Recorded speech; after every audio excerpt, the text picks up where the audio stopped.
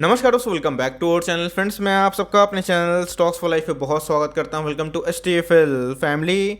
DFL में बस बात की जाए, इन्फोसिस में जो तेज़ी है वो रुक नहीं रही है। और दोस्तों, इन्फोसिस अपने ऑल टाइम हाई के बहुत ही करीब हमें देखने को मिल रहा है। इन्फोसिस ने गाइस अपना फ्रेश ब्रेकआउट दिया था और इसके पीछे बहुत ज़्यादा वजह थी। एक तो गाइस इनके स्टेबल अर्निंग और ऊपर से जो ग्लोबल मार्केट है वो आईटी और टेक स्टॉक के बहुत ही फेवर में हमें देखने को मिल रहा है। तो इसी बीच में गाइस इन्फोसिस को टारगेट को अपग्रेड कर दिया गया है और जिसके अकॉर्डिंग दोस्तों इन्फोसिस में और भी तेज़ी आने का उम्मीद आप लगा सकते हैं। तो जी हाँ दोस्तों, कौन सी न्यूज़ है और हमें करना क्या है। इधर बहुत एक इंपॉर्टेंट प्रश्न है कि क्या सर इधर पे जो आईटी वाले स्टॉक्स है उसमें क्या बबल हो चुका है। ये बहुत ही इंपॉर्टेंट क्वेश्चन था। तो जी हाँ दोस्तों, मैं उसका भी जवाब देने की कोशिश करूंगा और बताऊंगा कि क्यों सिर्फ इंडियन आईटी नहीं बल्कि अगर आप वर्ल्ड टेक की बात की जाए, नैस्डैक की बात की जाए तो वो भी क्यों तेज़ बना हुआ है। इसके पीछे का जो रैशनल है वो मैं बताने की कोशिश करूंगा और हमारी स्ट्रैटेजी क्या होगी वो भी समझाने की कोशिश करूंगा। चैनल फर्स्ट टाइम होंगे सब्सक्राइब कर सकते हैं इस तरह के क्वालिटी कंटेंट को सबसे पहले एक्सेस करने के लिए। Now without delaying any for time, let's begin. Infosys की बात की जाए, एक मास्टर स्टॉक है दोस्तों। बात की जाए, ये डेट फ्री कंपनी है और बहुत ही स्ट्रॉन्ग कॉर्पोरेट गवर्नेंस का इशू हमें देखने को मिलता है। मतलब अगर आप देखें तो कॉर्पोरेट गवर्नेंस इस कंपनी के बहुत ही शानदार है। कंपनी के ऊपर बहुत सारे एलिगेशन लगते हैं लेकिन सारे दोस्तों एट लास्ट फर्जी निकलते हैं और कंपनी हमेशा बाउंस बैक करके ज़रूर दिखाती है। बस इस साल की बात की जाए तो इन्फोसिस ने 26% के आसपास रिटर्न जनरेट किया है और दोस्तों अगर आप लॉन्ग टर्म चार्ट देखें तो एकदम दोस्तों अपने ऑल टाइम हाई के पास ही है। रिसेंटली गाइस आपको पता है कि 1600 के लेवल के पास जाके एक रेजिस्टेंस खा रहा है। अगर उसको तोड़ता है तो ऑफकोर्स एक तेज़ी आएगी। आपको पता है कि 8 तारीख को टीसीएस के नंबर से ही हमें समझ में आ जाएगा कि इनके नंबर्स कैसे आने वाले हैं। ऑफकोर्स नंबर अच्छे आने वाले हैं, इसलिए मार्केट में एक तेज़ी है, वरना एक प्रॉफिट बुकिंग हो जाती है। और 14 जुलाई दोस्तों अपने आप में इन्फोसिस के शेयर होल्डर्स के लिए बहुत ही इंपॉर्टेंट दिन होने वाला है, क्योंकि यही बतलाएगा कि इन्फोसिस की जर्नी जो आने वाले कल में कैसी होने वाली है, वो डिमॉन्स्ट्रेट करने की उम्मीद भी है। इसी बीच में अगर आप देखें तो मॉर्गन स्टैनली का मानना है कि अभी भी सीएमपी से 14% का अपसाइड है। इसके पहले कैसा पता है कि बहुत सारे जो ब्रोकर्स है, चाहे वो शेर खान हो, आईसी सिक्योरिटीज़ हो, और बहुत सारे ब्रोकर्स ने पहले इन्फी को 14 का टारगेट दिया था, उसके बाद 1500, उसके बाद 1600 और अभी की बात की जाए दोस्तों तो सीएमपी से अगर आप देखें तो 14-15% के आसपास तेज़ी देखने की उम्मीद है। आपको पता है इन्फोसिस में एक बाईबैक था 9,200 करोड़ के आसपास, जो अपने आप में ही एक सेंटीमेंट बूस्ट करता है। ये ऐसा नहीं कि बाईबैक आपको 1750% में मिलेगा, ये ओपन मार्केट बाईबैक है और जो मर्चेंट बैंकर हैं इन्फोसिस के बिहाफ में वही खरीदते हैं और मार्केट से ही खरीदते हैं और एक लंबा प्रोसेस है। लेकिन दोस्तों कोई भी कंपनी में अगर बाईबैक होता है तो एक अच्छा साइन होता है, जहाँ पे ये दिख जाता है कि कंपनी के जो शेयर होल्डर्स के लिए लाइक पॉजिटिविटी होती है, क्योंकि मार्केट में जो प्रोमोटर्स अगर अपने ही शेयर्स को खरीदते हैं तो ये बहुत ही पॉजिटिव साइन होता है। और इसी की वजह से गाइस इन्फोसिस के शेयर प्राइस में काफ़ी हद तक प्रॉमिसिंग तेज़ी देखने को मिली थी। कोई भी जो ब्रोकर्स टारगेट देते हैं उसके पीछे का रैशनल ज़रूर सुनना चाहिए और देखना चाहिए कि उनको क्या लगता है, किस बिहाफ पे उनका रेटिंग है। तो अगर आप देखें तो इनके अकॉर्डिंग माना जाए तो we believe Infosys will lead on revenue growth versus it peers in FY22 and expect it to rates is revenue guidance over the coming quarter. तो जी हाँ दोस्तों, माना जा रहा है कि जो कमेंट्री आने वाली है इन्फोसिस के रेवेन्यू गाइडेंस के आने वाले कुछ क्वार्टर के लिए, तो वो भी पॉजिटिव देखने की उम्मीद है। और जिस हिसाब से इन्फोसिस ने स्ट्रॉन्ग डील विन की है और स्ट्रॉन्ग कमेंट्री है पाइपलाइन हाइलाइट्स को लेकर, ये बहुत ही प्रॉमिसिंग है। इसके पहले का ऐसा होता है कि टीसीएस के जो सीईओ ने और टीसीएस के चेयरमैन ने दोनों ही ने बहुत ही ऑप्टिमिज्म वाला बयान दिया था और बताया था कि भारत का जो फ्यूचर है आने वाले 2030 तक आईटी इंडस्ट्रीज़ को लेकर वो काफ़ी तक प्रॉमिसिंग है और टीसीएस उसमें खरा उतरेगा। अब टीसीएस खरा उतरेगा गाइस तो इन्फोसिस भी खरा उतरेगा, दोनों ही पीयर्स आप समझ चलिए। बस टीसीएस बहुत बड़ी कंपनी है, लेकिन इसी बीच में गाइस अगर आप देखें तो इन्फोसिस के जो गाइडेंस है वो बहुत प्रॉमिसिंग दिखाई पड़ रहा है और जिसकी वजह से इन्फोसिस के शेयर में बहुत ज़्यादा तेज़ी देखने को भी मिल रही है। सिर्फ इंडियन आईटी ही तेज नहीं है, बल्कि अगर आप देखें तो वर्ल्ड इंडेक्स की बात की जाए, आपको पता है दोस्तों कि नैस्डैक बहुत ही पॉपुलर इंडेक्स है।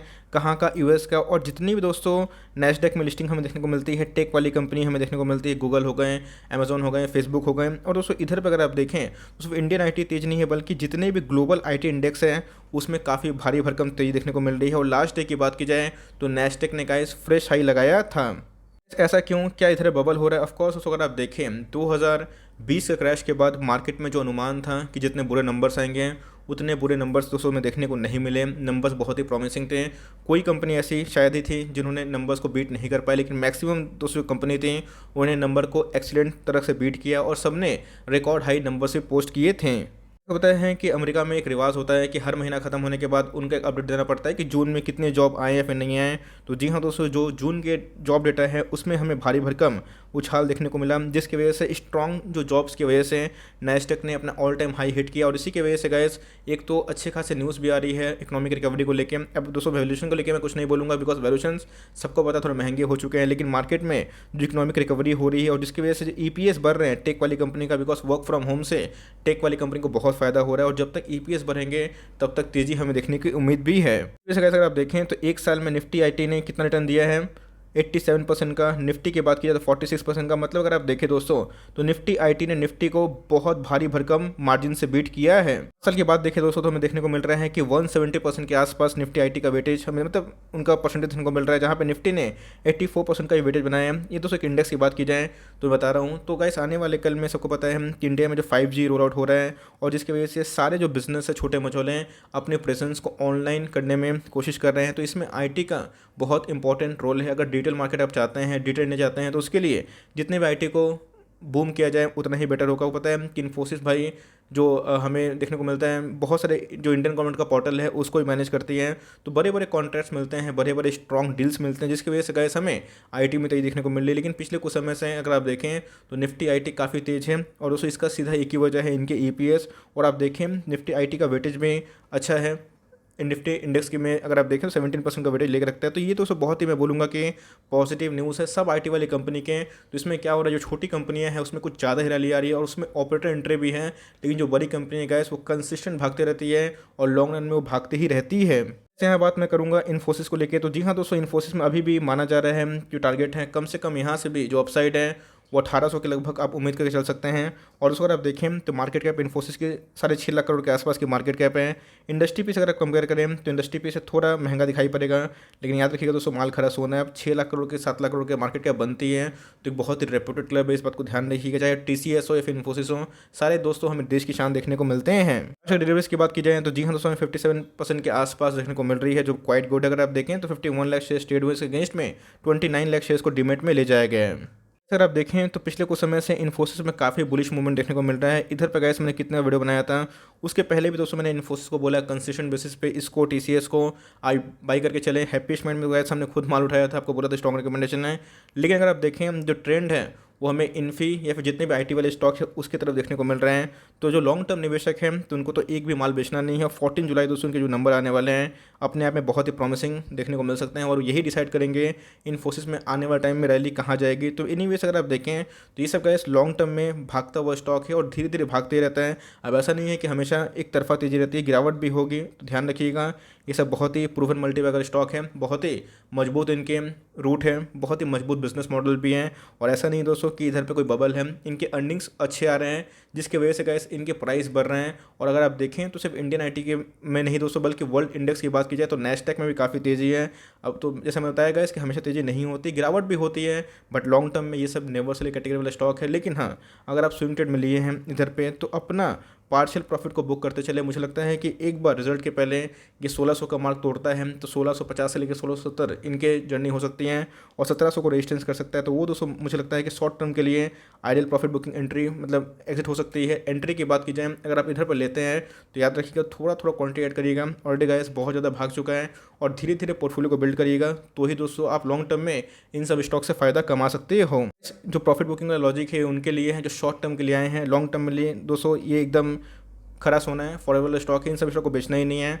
लेकिन ये जो न्यूज़ है वो बहुत ही अच्छा है, अपसाइड बहुत ही अच्छा देखने को मिल रहा है और जिसकी वजह से दोस्तों ग्लोबल सपोर्ट मिल रहे हैं, जिसकी वजह से सारे आईटी स्टॉक्स भाग रहे हैं। तो इन सब स्टॉक में दोस्तों खरीदारी करते रहें और धीरे धीरे भागते रहें।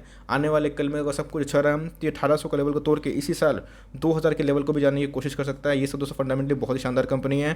तो मेरे हिसाब से आपको इस लेवल का ध्यान रखना चाहिए। अगर फ्रेश एंट्री करना चाहते हैं तो एक डिप का इंतजार कर सकते हैं बिलो 1550। मुझे लगता है गाइस कि अच्छी एंट्री हो सकती है। इसके पहले अगर आप देखें तो एक सपोर्ट है 1550 के नीचे, उधर पे एंट्री पॉइंट अगर आप चाहें तो कर सकते हैं for long term.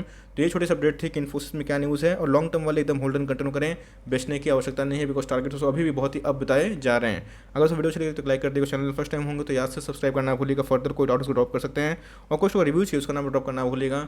I would love to make a video on your demand guys. मिलते हैं जल्दी ही, तब तक के लिए bye, thanks for watching friends, God bless you all.